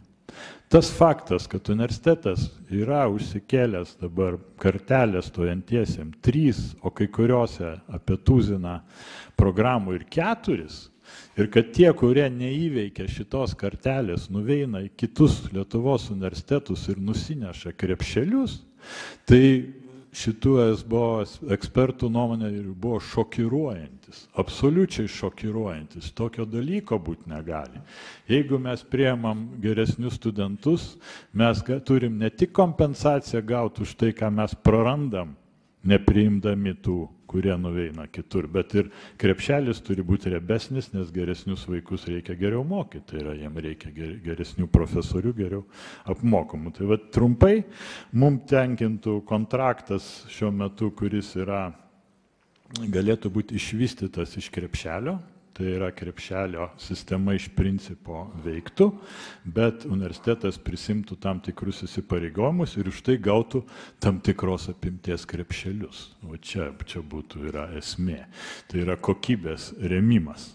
Va, ir toliau iš principo reikia remti kokybę. Na, labai dar padidintų universiteto potencialą, išanalizavus dabartinio to mūsų 500 pasiekimo rezultatus. Iš tikrųjų, silpniausia vieta yra mokslas, absoliučiai silpniausia vieta, ir Vilniaus universitetą, kurį mes čia įsivaizduojam mokslo universitetu, pagal mokslą lenkia daugybę žymiai labiau atsilikusių šalių universitetų ir tiesiog yra pasibaisėtina situacija su mūsų poveikiu, tai yra, kuris matuojamas per citavimą. Tai pažiūrėjau, kokius daro dalykus, kodėl mus lenkia Baltarusijos valstybinis universitetas, kodėl mus lenkia Charkovo ten kažkoks universitetas. Prie jų yra prijungta daugybė mokslo institutų, kuriuose dirba žmonės, kurie generuoja tą tokią produktą, kuris vertinamas yra per citavimus ir panašiai. Tokiu būdu dar padidinamas santykis akademinių darbuotojų su studentų skaičium. Aišku, ten yra šiek tiek žaidimo ir rizikinga manipuliuoti specialiai tam, bet iš tikro mes matom šiandien problemą, kad tų vadinamų institutų. Tai yra įstaigos, kurios dažniausiai dirba tą patį akademinį darbą, tokie pat reikalavimai yra akademiniam darbui, tarkim, vyriausiam mokslo darbuotojui kaip mūsų profesoriai, bet tas darbuotojas ateina į universitetą padėsti dar už papildomą atlyginimą. O, reiškia, mūsų profesorius dirbo už tą patį vieną. Tai mums ir šiaip nesuvokiama, kokią jie funkciją atlieka. Jeigu jie rašo tos pačius straipsnius, moko tos pačius doktorantus kažkur už universiteto ribų. Kam viso to reikia, mes kai kada nesuprantam. Reiškia, jeigu yra specifinės kažkokios labai funkcijos valstybei, pavyzdžiui, ten teismo ekspertizė ar kažkas, tai ten reikia aptarnauti. Bet pažiūrėjus plačiau, tiesiog nebaigta ta buvo reforma. Na ir trumpai, jeigu galima, aš perbėgsiu dar, neminėsiu, reiškia, partijų, kaip aš nenoriu to daryti. Reiškia, aš minėjau, kad įsidarimo rodikliai truputį ne tie buvo pateikti. Dabar dėl klaidų. Nu, čia, aišku, Gintarė atsakė. Čia yra du svarbus momentai. Kas nieko nedaro, tas nedaro klaidų. Taip sakant, labai lengva pagal klaidų skaičių pasakyti. Jeigu nėra klaidų, tai jums bet kas pasakys, nieko nebuvo ir daroma, jokių pokyčių. Jeigu daromi pokyčiai, atsiranda klaidos. Tai šiuo atveju yra didelis pliusas eksministrui ir padėka, kad jis tikrai darė pokyčius. Šito niekas negali paneigti. Tačiau yra antra šito reikalo pusė. Konfucijus gerai pasakė, ištaisytos klaidos nesiskaito. Tai jeigu yra klaidos, jas reikia taisyti. Va čia yra svarbus pokyčių valdymo elementas. Jeigu akivaizdu, kad padaryta klaida, reikia paimti, tą identifikuoti ir ištaisyti. Ir jinai tuomet nesiskaito. Ir nereikia tada atsakinėti į klausimus, reiškia, panašius. Toliau, reiškia, dėl tinklo konsolidacijos aš minėjau, mums įdomiausia yra gauti produktyvių mokslinių institutų žmonės, perkelti tas veiklas, kad padidinti universiteto mokslinį visų pirma potencialą. Na, galbūt mes priglaustumėm vieną kitą mokslininką iš tų, jeigu kažkokie universitetai sudrebėtų ir jiem ten labai jau būtų sunku išsilaikyti, bet, taip sakant, prijungti ką nors prie Vilniaus universitetą, dar kartą sakau, tai nuo Tartu universiteto automatiškai mes atitoltumėm, nes atitinkami jų rodikliai visi yra prastesni. Dabar dėl talentų. Labai buvo geras komentaras čia dėl talentų. Iš tikro mes turim gausybę talentų, kurie kaip ir netenkina tų rodiklių, kad įstoti į universitetą, bet jie ne dėl savo kaltės, ten aplinka bloga, ten mokytojai nepasiskė, draugai, ten taip toliau. Iš tikro programa, kuri galėtų identifikuoti talentus mūsų tokiuose rajonuose ir taip toliau, ir juos parengti, kad jie perlaikytų abitūros egzaminus ir galėtų įstoti į universitetą, yra absoliučiai būtina. Mes prarandam daugybę talentų vien dėl to, kad jiem nepasisekė mokykloje, šeimoje ar dar kažkur tai. Tai čia tas yra tikrai labai svarbu, čia reikalingas specialios programos. Dabar dėl valstybės užsakymo, na jo, gal pagal rinkos poreikius yra teisybės tame, reikėtų kažkiek rengti, bet nereikia užmiršti, kad universitetas duoda savo absolventui du dalykus. Vieną profesinę kompetenciją, o kitą yra tas, kas vadinama išsilavinimu. Tai yra gebėjimą gilintis, suprasti, pažinti ir išmokti naujų dalykų. Ir nieko blogo, jeigu koks absolventas geras nuveis ir proftechniai pasimokys, reiškia jį išmokė universitete mokytis. Aš manau, čia nereikia taip vienareikšmiškai spręsti. Nes universiteto absolventai, būtent tie yra žmonės, kurie kurs ateitį, apie kurią mes nieko nežinom. Mes nežinom, kokių technologijų reikės už 10 metų. Kai aš mokiausi, nebuvo interneto. Kas sukūrė visą šitą infrastruktūrą Lietuvoje vieną pirmaujančių? Mano kartos fizikai, matematikai, inžinieriai, kurių niekas nemokė šitų dalykų. Nes jie buvo gerai išlavinti universitetuose ir kai atsirado nauji dalykai, jie griebė ir padarė. Tai va šitą akcentas į rinkos poreikį turi būti labai ribotas. Mes nežinom, kokia rinka bus tada, kai šitie mūsų absolventai pasieks savo, taip sakant, brandą didžiausią po 20 metų. Niekas apie tai negali pasakyti. Ir čia yra esmė. Dabar dėl socialinių mokslų. Iš tikro, technologijos, ir tai yra atlikti tyrimai Amerikoje, kad lemia iš tikro pažangą socialinės inovacijos. Žinių yra labai daug. Mokslas generuoja universitetuose daugybę žinių ir tas daugiau lavina protus, negu duoda tos žinios kažkokį tiesiog ekonomikai poveikį. Tos žinios atsiranda įmonėse, versle per socialinės inovacijas. Todėl būtina mokyti būtent inžinierius, gydytojus, fizikus, chemikus, visus tos tiksliukus. Juos reikia mokyti. Pirmiausia, entrepreneurystės.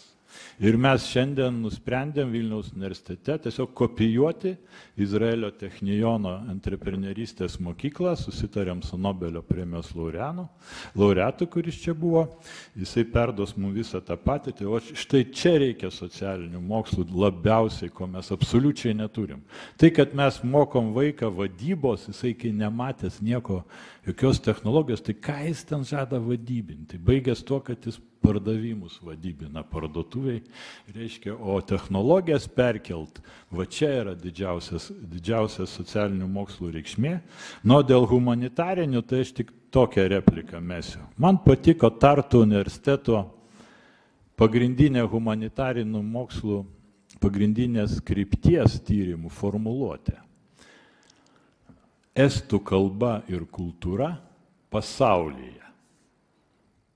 Atkreipiu dėmesį. Pasaulyje. Štai ko šiandien reikia Lietuvai. Mes patys savo aiškiname savo praeitį, savo kultūrą. Ne šito šiandien reikia. Mes esam pasaulio žaidėjai ir jeigu apie mus nežinos pasaulyje, mūsų neliks. Šiandieną tavęs pasaulyje bus tiek, kiek tu esi reikalingas tam pasauliui. Tai ir su visais humanitariniais mokslais. Ir aš lenkiu galvą prieš šviesios atminties Leonidą Donskį, kuris implementavo šitą humanitarinių mokslų misiją, išleisdamas krūvas knygų pasaulyje, skaitydamas paskaitas daugybę universitetų. Čia yra tikras humanitaras, kuris rodo, kur yra Lietuva pasaulyje ir diskutuoja ne viduj čia savo sultyse, o su pasauliu visų, kur yra Lietuvos vieta. Štai ko mums reikia pirmiausiai humanitarinėse moksluose. Na, dėl racionalių sprendimų ir valdymo kokybės aš užsimeniau, tai visų pirma strategija turi būti ir reikia išmokti įgyvendinti strategiją. Čia techniniai dalykai, bet ko mes iš tikrųjų nematom. Na ir galiausiai dėl naujo MSI, ačiū labai, kad buvo jisai vis tiek nors kažkoks pataisytas ir mes džiaugiamės bent tą dalim, kur universitetų tarybos yra įvardintos kaip strateginio valdymo organas. Ta reikia iš karto daryti, nes kitaip niekas nesuprato, kam jų reikia. Tai Vilniaus universitetas tikrai išbandė šitą, mes tiesiog pagal Freemaną suformavom tą tarybą, reiškia pagal interesų dalininkų modelį ir panašu, kad jinai veikia. Reiškia, daugelį universitetų jos neveikia, tai yra vestuvių generolų sambūriai, kurie nežinia kam skirti, daro garbę ir tiem žmonėm ir universitetui, bet realios išeigos iš jų nėra. Na ir dėl mokslo finansavimo, iš tikrųjų, tas, ką aš minėjau, švaistimas, kur mes matom tikrai mokslo yra švaistomi pinigai, tai yra tie 33% atlyginimo dėstytojo, kuris iš tikrųjų duodamas už tai, kad tu egzistuoji, ir dauguma dėstytojų, aš vertinčiau per 90% Lietuvoje, neužsitarnauja šito 33% ir iš jų reiktų juos atimti ir išskirstyti už mokslo pasiekimus. Nes dabar paradoksali situacija, šitie 33% mes paskaičiavome yra 702 milijonai eurų, tuo tarpu už visus pasiekimus ir projektinę mokslo tarybos ir mitos veiklą yra 66 milijonai. Tai yra už galvas, už egzistavimą duodama daugiau, negu už realius mokslo pasiekimus ir va tuomet stebimasi, kodėl mes visose švieslentėse ten vos Bulgariją lenkiam ir Rumunija akivaizdžiai mus toj pralenks, absoliučiai to įsitikinęs, jeigu nebus nieko keičiama. Va ten yra didžiulis švaistimas, 702 milijonai eurų duodama už tai, kad jie parašo atestacinių šiukšlių, reiškia, praeina atestaciją neva tai mokslinę, ir kurią nustato be reikalavimus pats universitetas. Valstybė absoliučiai nekontroliuoja, kaip tie 303% sunaudojami. O čia mes matom didžiulį švaistimą ir rezervą mokslui. Tai atsiprašau, kad gal per ilgai aš čia, bet mūsų universiteto reikalai labai svarbus ir aš pasistengiau išdėstyti trumpai, bent jau kiek tai įmanoma, mūsų bent jau vadovybės poziciją, o bendruomenė dar to jums duos. Čia atėjote į universitetą, tai turit suprasti, kad čia sėdi protingi žmonės, kurie suplieks jūs dabar, sukritikos, nes tokia jau yra paskirtis. Ačiū už dėmesį.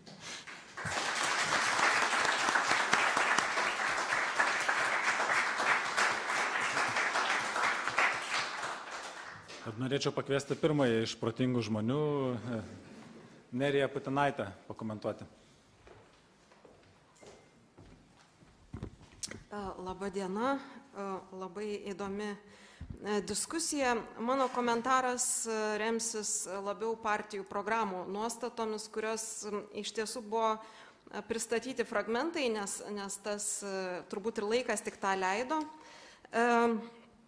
Ir aš pamėginsiu pažvelgti iš tokio paukščio skrydžio, nes kai skaičiau partijų programas ir jų nuostatas aukštojo mokslo atžvilgių, aš kėliau savo klausimą, kodėl būtent formuluojamos tokios priemonės, kodėl būtent keliami tokie tikslai ir mėginau savo atrasti argumentus, bet gilesnius argumentus, kad savo pasiaiškinčiau motivaciją. Ir kokias aš savo išvadas padariau iš to bendrų partijų čia esančių atstovų partijų programų. Iš tiesų, aukštasis mokslas daugelio atveju nėra prioritetas.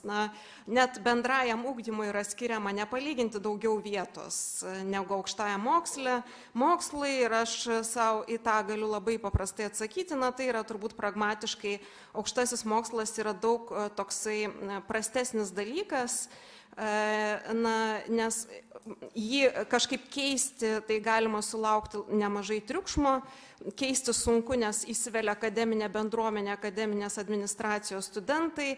Žodžiu, toksai yra dalykas, kuris yra gana toks nepatogus partijoms. Kita vertus, tos priemonės yra formuluojamos. Ir kokį aš savo radau atsakymą? Aš radau atsakymą, kad partijos rašydamos programas ir nuostatas aukštojo mokslo atžvilgių gali remtis 3 tipais ambicijų, bet ne tiek aukštojo mokslo, kiek valstybės atžvilgių. Tas ambicijas aš sugrupavau į lokalinę ambiciją, tarptautinę ambiciją ir globalią ambiciją. Lokalinė ambicija tai yra ambicija, ką mes norim iš mūsų valstybės padaryti pirmiausia, nes aukštasis mokslas ir visose programuose jisai vienaip ar kitaip įvardyjamas kaip ypač svarbus valstybei. Tai ir nuo to, kokia yra ambicija valstybės atžvilgių, priklauso nuo to, kokios ambicijos keliamos aukštajam mokslui. Tai lokalinė ambicija į aukštąjį mokslą žiūri kaip į tokią sistemą, kuri sprendžia vietinės reikšmės problemas, vietinio verslo problemas. Pavyzdžiui, parūpinti specialistų vietiniams verslams, kurie dabar yra, ar kažkaip kitaip paveikti valstybės poreikius. Ir tai tos lokalinės ambicijos ir valstybės atžvilgių tada keliami tokie raidos tikslai, kurie dažniausiai liečia gerovę ar tam tikrą, žinoma, kad keliama pagerinimo tikslai, bet labiau valstybės funkcionavimo, tokio administracinio vietinio gerinimo tikslai ir ta lokalinė ambicija remiasi dauguma partijų programų. Tai yra lokalinė. Aš galiu įvardinti kai kuriuos labai tipiškus dalykus, kuriuos ir čia girdėjote. Pavyzdžiui, tie tikslai dažniausiai pabrėžiami labai pragmatiškai. Pavyzdžiui, apskritai dažniausiai kalbama ir apie ką čia buvo kalbama, kad universitetai ir kolegijos dažniausiai tai nėra išskiriama, kad jos yra skirtos aukštos kvalifikacijos specialistų rengimui, valstybės ūkio reikmėms, esamo valstybės ūkio reikmėms, nes visi labai puikiai žinom, kad jokių specialistų mes negalim prognozuoti į ateitį, ypač 20 metų į ateitį. Po to yra, tarkim, kalbama, kad bus rengiami aukštos kvalifikacijos specialistai ir darbuotojai kaimui, kaip prioritetinė tokia nuostata, ar valstybės bei šalies ūkio plėtrai reikalingi specialistai. Tai čia yra labai tipiška ir labai tipiška šitoj vietoj, ką aš įvardėjau tokiam lokaliniam interesui, labai didelį akcentą dėti į valstybės užsakymą. Visas aukštasis mokslas yra suvokiamas kaip valstybės užsakymo reikmėms skirtas dalykas. Ir žinoma, tokiuose lokaliniuose interesuose galiausiai į centrą, į prioritetų centrą atsiduria tokie dalykai kaip tas socialinis prieinamumas ar šiaip socialinės situacijos pagerinimas sektorėje, nelabai keliant tikslų tam sektoriui. Pavyzdžiui, kuo didesniam skaičiui suteikti nemokamą aukštąjį mokslą arba aukštojo mokslo studijos bus nemokamos, čia irgi partijos tą deklaravo, partijų atstovai, arba didinamas valstybės finansuojamų vietų skaičius universitetuose taip pat deklaruojama. Žodžiu, susitelkiama į tokius tikslus, tokius labiau socialinius ar prieinamumo. Pavyzdžiui, partijos taip pat susitelkia, kad kels dėstytojams atlyginimus 30%, nors kiekvienas dėstytojas jums pasakys, kad kol kas mechanizmas labai sudėtingas arba paklaus iš kur tos lėšos. Ir tokios lokalinės ambicijos jos veda į susismulkinimą iki kai kurių priemonių, kur, pavyzdžiui, tik universitetai gali jas vykdyti. Pavyzdžiui, pasižadėjimas periodiškai atnaujinti studijų programas yra partijų programos tokios nuostatos. Tai čia mes matom, kad iš tiesų čia partija tikrai to negali daryti. Arba pasižadėjimas glaudžiau bendradarbiauti su verslu aukštajame moksle. Tai tokių yra galybė. Ir lokalinėse ambicijose tinklo konsolidavimas, jisai tampa visiškai nepagrindžiamų dalykų. Nes iš tiesų, jeigu mes turime tik lokalinės ambicijas, tai nėra jokio pagrindo ar jokio argumento konsoliduotų universitetų tinklo. Jokio. Kodėl, aš pasakysiu vėliau, ir dėl to tose programuose mes, pavyzdžiui, atrandama tokį dalyką, kad bus profiliuojamos aukštosios mokyklos, bus specializuojamos aukštosios mokyklos, arba bus harmonizuojamas tinklas, harmonizuojama. Ir aš kaip tą savo išsiaiškinu, tai realiai lieka tos pačios aukštosios mokyklos, bet jos tarsi išimamos iš lokalinio konkurencinio konteksto, reiškia, jos specializuojasi ir jos tada nepatenka į tą konkurencinę erdvę. Jos lieka tam tikrai specializacijai, bet klausimas, aš kaip koks nors filosofas, postmodernistas jums čia pasakys, specializuotas universitetas yra oksimoronas. Tai reiškia, kad yra du dalykai, kurie tarpusavį visiškai nesuderinami, specializuotas ir universitetas. Tai yra visiškai nesusipratimas, bent savokų prasme. Tai va, ir ypač man tas užkliuvo irgi profiliuotos aukštosios mokyklos. Tai čia ir iš tiesų, jeigu mes kalbame apie lokalinius interesus, tai nereikia pertvarkyti, nes tos aukštosios mokyklos, kurios jos gauna dabar finansavimą, visos jos gali ilgiau išlikti ir realiai galima nieko nedaryti ir jos vis tiek kažkokiu tai būdu išliks ir egzistuos. Tai iš tiesų, bet kitas dalykas, kas čia neramina, tai yra tai, kad realiai aukštasis mokslas yra suvedamas į profesinio mokslo lygį. Iš tiesų, jeigu keliamos lokalinės ambicijos, anksčiau ir vėliau jis suvedamas į profesinio mokslo lygį. Ir kita, tai va, lokalinės ambicijos. Antra grupė yra tarptautinės ambicijos. Tarptautinės ambicijos, ir čia aš atrandu dviejų partijų programuose, nesunkiai atspėsit, kurių turbūt ir tos programos yra skirtingo detalumo ir apimties. Ir čia aukštajame mokslui keliamas tikslas tapti valstybės tarptautiniu mastu konkurencingos valstybės varikliu. Aš taip įvardiju. Tai arba kalbama apie ilgalaikę šalies politinę, kultūrinę pažangą, siekiant sukurti tarptautiškai konkurencingą valstybę ar tarptautiškai. Ir čia mes aptinkame, tai atsispindi ir priemonėse. Iš tiesų kalbam apie tai, kad reikia sukurti tarptautinių lygių konkurencingą aukštąjį mokslą ir yra keliamas tikslas turėti du universitetus, tarkim, viena partija deklaruoja, kad regiono lyderius, du universitetus regiono lyderius, kita jau mini 2-3 nacionalinius universitetus, kurie galėtų konkuruoti tarptautiniu lygiu ar patekti tarp 100 geriausių Europos universitetų. Manau, tokia ambicija iš tiesų ir turėtų būti. Tai va čia tarptautinės ambicijos programos, jos dažnai ir jos labai daug kalba apie užsienio geriausių pasaulinio lygio dėstytojų, tyrėjų pritraukimą, apie stipendijas, kurios būtų teikiamos geriausiams, gabiausiams studentams iš Lietuvos vykti į užsienį ir sugrįžti. Žodžiu, iš karto atsiranda visiškai kita dimensija, visiškai kiti akcentai, nors tose programuose taip pat yra kalbama apie lokalinius dalykus ir lokalinius interesus, pavyzdžiui, kolegijų sektoriui skiriama lokalinė vieta, tenkint regioninius poreikius, arba, pavyzdžiui, kalbama apie tokius dalykus kaip dėstytojų atlyginimų kėlimas ir kiti, kurios yra kelia ir kitos partijos, bet tuomet tas atsiduria jau kaip pasiekmė proceso ar pasiekmė tikslų, o ne tikslas. Tai ir kita strategija ar kita ambicija, tai va, aš paminėjau lokalinę ambiciją, tarptautinę ambiciją. Trečia ambicija būtų globali ambicija. Reiškia, kai yra keliamas tikslas, kad Lietuvos valstybė taptų pasaulinių procesų generatoriumi, darytų didžiausią įtaką pasauliui, keistų globalinį pavydalą ar globalinį kontekstą ir aukštasis mokslas, kuris generuotų idėjas, kurios keistų pasaulį, visą pasaulį. Tokių nuostatų jokioj partijos programoje nėra. Čia galima tą konstatuoti. Mes turime lokalinius arba tarptautinius. Kitas pjūvis, per kurį aš pažiūrėjau ir apie jį labai trumpai pasakysiu, klausimas, kurį aš savo kėliau papildomai, ar į aukštąjį mokslą žiūrima iš ekonominės valstybės interesų pusės, ar žiūrima ir iš valstybės, kuri turi demokratijos plėtros tikslus.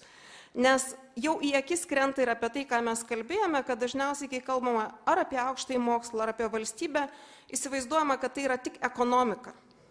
Tik ekonomika. Ir aukštajam mokslui dažniausiai keliami tikslai susijęs su ekonominė gerovė. Pirmiausia, specialistų rengimas arba pavyzdžiui, paminėsiu, ir aš kėliau savo klausimą, ar iš tiesų kai kurios partijų programos, ar jos kalba apie tokius dalykus, kaip rektorius minėjo, apie socialinės inovacijas, ar apie dalykus, kurie paskatintų gerinti valstybės demokratinį lygį, ar kelia tos tikslus apskritai universitetam. Tai aš galėčiau pasakyti, kad nėra nei vienoj partijos programai tai visiškai labai akivaizdžiai ir tiesmukai iškelta. Irgi, kaip paminėjau, tose tarptautinių ambicijų programuose tai yra daug aiškiau išreikšta. Lokalinio lygio programos dažniausiai remiasi tik tai kalbėjimo apie ekonominius interesus.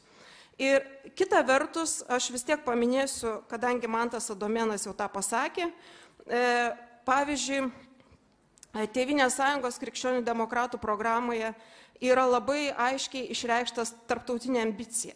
Bet visi aukštojo mokslo tikslai ekonominiai programai yra nukreipti vien į ekonominius tikslus. Ir jų visiškai neatsveria, nors, tarp prasme, ar su jais kertasi išdėstytos nuostatos šitoj, nebūčiau sakiusi, jeigu nebūtum paminėjęs, nuostatos, pavyzdžiui, švietimui ir aukštajam mokslui skirtoje vietoje. Ir tai rodo vis tiek, kad gali būti tarptautinė ambicija turinti programa, bet ji yra visiškai ekonomizuota. Reiškia, viskas yra skirta paslaugų sektoriai, aukštasis mokslas įdarbintas paslaugų sektorių, darbuotojų gamybai ir panašiai. Ir aš manyčiau, kad tarkim, galiu paminėti dar kitą programą, kurią aš priskirčiau prie lokalinių programų ir atsiranda tokia dviprasmybė, pavyzdžiui, vieną minutę, Lietuvos socialdemokratų partijos programoje atsiranda dviprasmybė. Pagal valstybės užsakymų priimamų finansuojami studentai, jiem nenumatoma socialinių mokslų studentams nenumatoma valstybės finansuojamų vietų. Reikia įdėmiai paskaityti, kad tą pamatytum, bet ten tas yra akivaizdu. Tačiau keliami labai dideli tikslai socialiniams mokslams, tarkim, spręsti aktualias valstybės problemas. Man kyla klausimas, kaip nenumačius vietų socialiniams mokslams galima sukurti tyrėjų, kurie tas problemas spręstų. Tai mano, kaip aš minėjau, mano yra tokie du pjūviai, per kuriuos aš žiūrėjau į ambicijas ir mane šiaip nuliūdino tai, kad nėra žiūrima į aukštąjį mokslą kaip generuojant ar kaip variklį valstybės demokratijos, kaip valstybės stiprinimo variklį, ne vien ekonominį, bet apimant ir kitas sferas, turint galvoj, kad dabar ir Europoje, ir pasaulyje, netgi šalyse, kurios turi labai stiprias demokratinės tradicijas, kalbama apie demokratijos krizę. Ir aš manau, Lietuvoje tas klausimas dar aktualesnis, turint galvoje, kad mūsų ir demokratinė tradicija yra daug trumpesnė. Dėkui.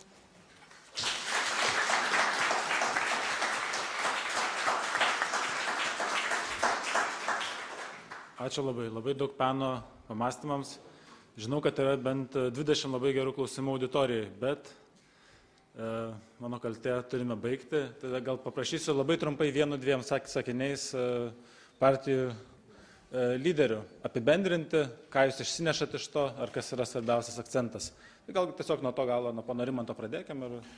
Tai ačiū labai už analizę programų. Iš tikrųjų, turiu pasakyti, kaip ir visi kūriniai niekada nebūna tobuli, taip ir programos yra be abejonės su tam tikrais turbūt trūkumais, tą reikia pripažinti.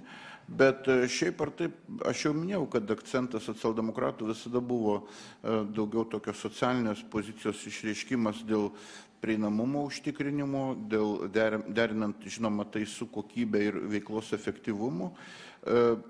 Iš esmės, daug ką buvo pasakė gerbiamas rektorius, kalbėdamas apie kokybę, jis akcentavo mokslo svarbą iš tikrųjų. Tai jeigu mes centrinę ašimi pasirinktume mokslo kokybę ir mokslo universiteto savoką įtvirtintume, tarkime, tolesnėse savo veiksmuosime, be abejonės tada studijos savaime rastųsi taip, kaip tas prie to mokslo priedėlis, nes realiai iš tikrųjų universitetas ir kūrėsi tam, kad pirmiausia būtų, ką Nerija minėjo apie tai, kad turėtų daryti pokyčius visuomeniai, jeigu nėra stipraus mokslo, tų pokyčių būti negali net.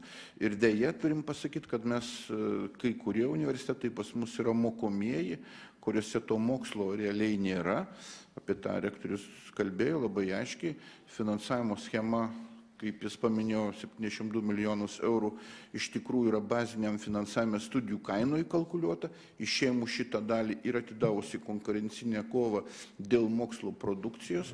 Sutinku, kad tai turi būti ne vienetai ir kaip čia Mantas pavadino primilžiai, bet tada ir kokybiško pieno, jeigu taip tęs tą temą su tam tikrų riebumų, tai aišku, tada gautume ir kitą efektą dėl finansavimo. Ir ką rektorius kalbėjo, kad stipresnis universitetas turėtų gauti daugiau lėšų, tas iš tikrųjų atsirastų automatiškai, jeigu mes pakeistume būtent schemą finansavimo. Ačiū. Ponas Vydas Gedvilas. Aš labai dėkoju. Aš tikėjausi iš tikrųjų aštresnio čia pokalbio ir galvojau, patekau vis dėlto į aplinką tokią ne visiškai, sakykime, sportui prijaučiančią, taip galima pasakyti, nes klausimai iš anksto buvo paruošti, vienas ypatingai klausimas. Tai bet aš čia, kaip sakyti, su jumoru noriu pradėti. Šiaip švietimas yra labai jautri sistema. Ir aš užtikrinu jūs, nežiūrint kokios mūsų programos yra, man teko visas programas skaityti, jos labai panašios, yra tikslai labai geri, iš tikrųjų siekiai irgi labai geri, visi nori ir pinigus padidinti, ir kad optimizuoti mokyklų tinklą, ir kad dėstytojai daugiau uždirbtų, ir studentai stipendijas gautų, ir kad integruotųsi į visuomenę. Visi šitie siekiai yra labai geri ir labai priimtini. O aš manau, kad čia mes susirinkome, esam tą visuomenę, kuri norim, kad tik geriau būtų. Čia mes nerinkiminės kažkokias agitacijas susirinkom pristatinėti arba labiau sužinoti ir iš jūsų gauti tam tikros naudos, nes vien ta programa, kurią mes čia pristatėm, dar nieko nereiškia. Dar reikia dalyvauti rinkimuose, kažkam reikia laimėti ir kažkas formuos tą vyriausybę ir bus tam tikros nuostatos, dar reikės kalbėti ir apie vyriausybės programą, kurioje irgi švietimo dalis bus įtraukta. Ir čia yra tas svarbus momentas, kada partijos turi nutarti, kaip jos eis tolimesniu keliu. Bet aš noriu pasakyti, kad po rinkimų, mano manimu, kaip ir krašto apsaugai, reikia susėsti visoms partijoms prie dėrybų stalo ir susitarti dėl švietimo finansavimo. Ir tai galėtų visos partijos kalba apie 6 procentus, tos dabar kažkur apie 4-7 yra, kad galima būtų siekti per keletą metų švietimui didinti finansavimą ir tai visi pasirašytų. Nereikėtų dabar, kai krašto apsaugoje nėra jokių diskusijų. Keliam tiesiog kiekvienais metais didinam biudžetą ir jau 0,47, 1,5 jau skiriam iš biudžeto nuo BVP. Tai aš manau, kad tokiu keliu galima būtų eiti ir švietimo sistemoje ir tos partijos, kurios ateis į švietimą, būtent dėl finansavimo ir kaip įdinyti, ir kaip skirstyti jį, ir kur prioritetus sudėlioti. Tai nauja vyriausybės bus pagrindinė užduotis. Taip, ačiū. Visgi tikimės, kad partijų programa šitą reiškia. Prašau, man tai įdomi. Pradėsiu nuo tam tikro atsakymo Nerijai, kodėl aš pats nurodau įtampas esančias mūsų partijos programą. Tai mes rimtai žiūrime į idėjas. Ir mes galvom apie tai, kad jas reikės įgyvendinti, kad jas neužtenka ištapetuoti jomis troleibusų vidinius paviršius. Ir kad tai iš tiesų yra mintis, kurios turės būti įgyvendintos, kažkas jas turi įgyvendinti. Kitaip iš tikrųjų galima turėti nuostabius konstitucinės doktrinas ir jos išaiškinimus. Ir visas aukštojo mokslo laivas gali plaukti savo ramiai į absoliutų stagnacijos dugną. Ir čia yra rimtoji problema. Kaip mes iš to išlipsime? Iš tikrųjų, čia reikia, dabar jau reikia drastiškų pokyčių. Vieno kito regioninio universiteto paaukojimas yra maža kaina. Yra maža kaina, jeigu pagalvoju, kad jeigu norime, kad aukštasis mokslas iš tiesų išliktų kaip apskritai, bent jau atitinkanti savo pavadinimą, o ne tik pašlovinta profesinė mokykla ar diplomų kalvė. Ir taip, universitetai stengiasi, bet ne visi vienodai. Ir sakėt, kad nebuvo pakankamai aštri diskusija. Na tai kągi, neškim šiek tiek aštrumo. O čia kolegos socialdemokratai. Labai greitai, jeigu galima, gerai. Taip, aš nekalbėsiu ilgiau negu kolegos socialdemokratai. Kalbėjau, kad jų idealas yra prieinamumas, aišku, derinant su kokybė. Na štai ir yra prioritetai. Jeigu prieinamumas yra prioritetas, tai žinot, pas mane Kaišiadoryse yra tokia įmonė Gudobelė, kuri kepa duonos traškučius, vadinasi Bon Chance. Juos eksportuoja į Kiniją. Tai va tos Gudobelės, ne tik atvadomas, bet vidutinio lygio darbuotojas privalo kalbėti angliškai su savo kolegomis Kinijoje, Japonijoje ir kitur. Tai, ko nesugeba Lietuvos premjeras. Tai kol tai tęsis, kol, taip sakant, prieinamumas į aukščiausius valdžios ešelonus bus didesnis Lietuvos valstybėje negu Gudobelėje, Kaišiadorių įmonėje, tol, taip sakant, aukštasis mokslas neišlips iš problemų. Ačiū. Ponas Ramūnas Karbauskis. Akivaizdu, kad mokslas, švietimas ir kultūra yra tie prioritetai, kurie turėtų būti mūsų valstybėje svarbiausi. Ir jeigu šnekėti apie nacionalinį saugumą, aš labai dažnai tą sakau, kad ne krašto apsauga, o būtent švietimas ir kultūra yra tie dalykai, kurie patys svarbiausi mūsų saugumui, valstybės ir ateičiai. Jeigu šnekėti apie prioritetus, vėlgi akivaizdu, kad mes planuojam, Lietuvos valstiečių žaliųjų sąjunga planuojam formuoti profesionalų vyriausybę ir tikiuosi tai bus tas kelias, kuris padės iš tikrųjų sušnekėti visiems, nes reikia šnekėtis ir reikia šnekėtis kalba profesionalia, šnekėtis tiems, kurie supranta akcentus, supranta tendenciją, supranta sprendimų pasiekmes ir šitoje situacijoje akivaizdu, kad ne programos, o tie žmonės, kurie valdys ateityje švietimo ministeriją, kurie dirbs komitetuose Seime, jie nulems tai, ar šnekėjimas, kuris šiandien prasidėjo, vienoks ir kitoks, tai yra, jisai vyksta pastoviai, bet šiandien labai džiaugiuosi, kad mes girdėjom ir rektorių, ir kitus, kad būtų tie žmonės tose valdžios institucijose, kad jie būtų gebantys suprasti, kas pasakyta. Ir jeigu aš ko nors nesupratau, tai dėl to, kad aš nesu tos srities profesionalas, galbūt ir kiti nėra tų sričių profesionalai, vyriausybė turi būti profesionali. Ačiū. Gerbiama Natalija. Aš pirmiausia norėčiau padėkoti tikrai organizatoriams už tą puikią diskusiją.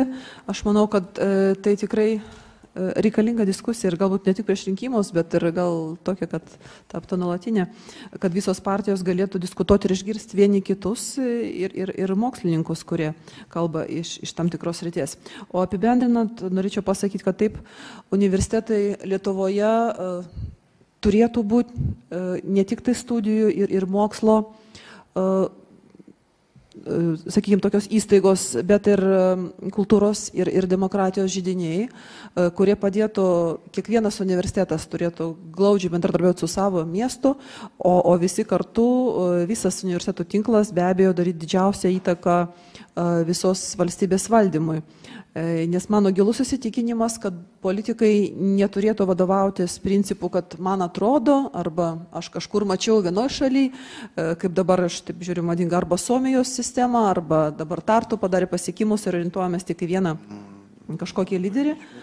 Tačiau turėtų politikai visus sprendimus priimti mokslininkų dėka ir mūsų mokslinis potencialas Lietuvos, aš tikiu, yra pakankamai pajėgus tapti tą jėgą, kuri pagristai pateiktų pasiūlymus politikams, kad sprendimai būtų priimami tikrai tinkamai apsvarstyti ir pagristi moksliniais atradimais. Ačiū labai. Gintarai Stepanavičiau. Ačiū. Last but not least, pratęsiu Manto leitmotyvą apie tai, kad vis tiek mes turėsime dirbti petys į petį, perfrazuojant klasiką šaudė tu šaudė. Ir iš tiesų priminsiu 3 pagrindinius liberalų akcentus, kurie nebuvo pristatymų programos, pritrukom rektorių ir kolegos laiko, buvo labiau atsakymai į suformuotus poteminius klausimus. Tai 3 mūsų liberalų prioritetai: aukštųjų mokyklų jungimasis ir lyderystės stiprinimas, skatinimas jos. Čia, kaip neprisiminsi, jau Ramūnas Karbauskis tai tikrai žino, jei ne reforma, Žemės ūkio universitetas šiandien jau būtų užsidaręs. Atsirado stipri vadyba, atsirado bendradarbiavimas su verslu ir šiandien ASU tikrai pakankamai neblogai lyginant su kai kuriais universitetais laikosi. Inovacijos, plačiaja prasme, apie ką mes kalbėjom, ir tarptautiškumo skatinimas. Be abejo, baigdamas noriu pasakyti, kad krepšelio sistema ir yra nukreipta į kokybės finansavimą, nes studentai renkasi kokybiškiausias programas. 7 metai krepšelio sistema rodo, kad tai yra tiesiausias kelias į kokybę. Po naujo MSI priėmimo bazinio finansavimo susijimas su studijų krepšeliu dar labiau sustiprins šitą kryptį, apie ką kalbėjo Vilniaus universiteto rektorius. Visiems linkiu gero apsisprendimo per spalio įvykius.